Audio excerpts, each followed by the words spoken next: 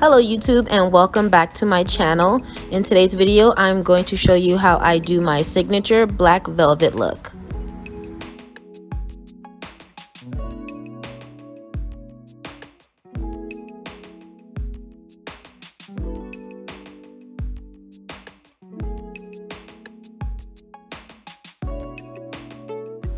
And in today's video, I'm going to be using Tinashe hair in the lengths 18 and a 6x6 16-inch closure.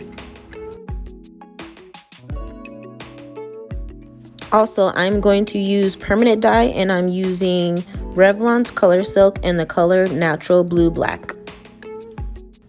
Since this isn't the watercolor method and I am using permanent dye, I always want to start off with the most tedious part, and that is the closure.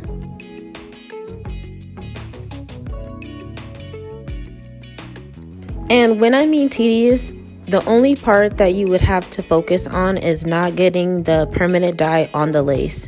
So whenever you see me putting the dye on the brush and then putting it on the hair, that's me trying not to get any dye on the lace. Other than that, I just like to pour the dye directly on the hair and brush it as I go.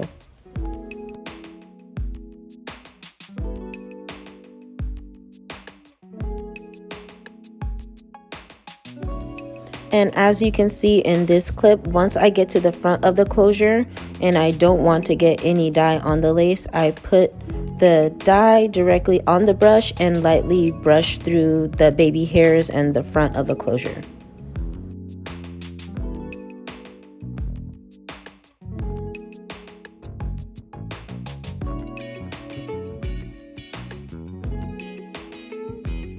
Once I have finished parting throughout the closure and placing the dye between the back and the front, I like to pick the closure up and flip it on its opposite side and go ahead and put the dye on there also.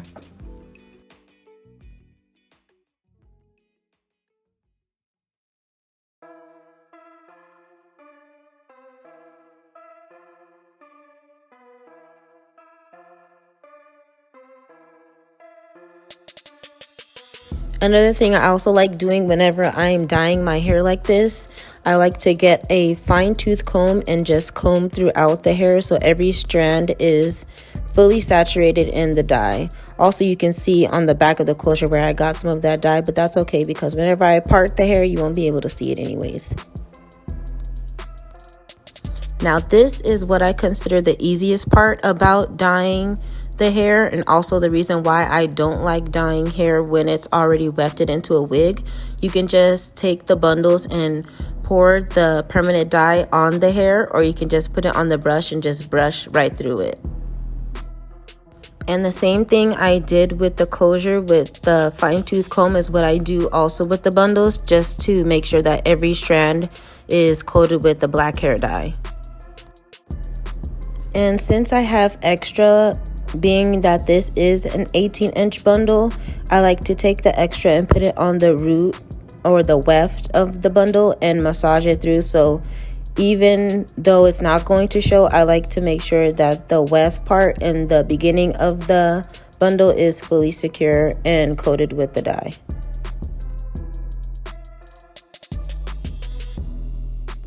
And here is the final look. I went ahead and made a glueless wig out of the bundles and the closure. I plucked it and parted it and straightened it. As you can see with the flash, there is no more natural brown. Everything is black.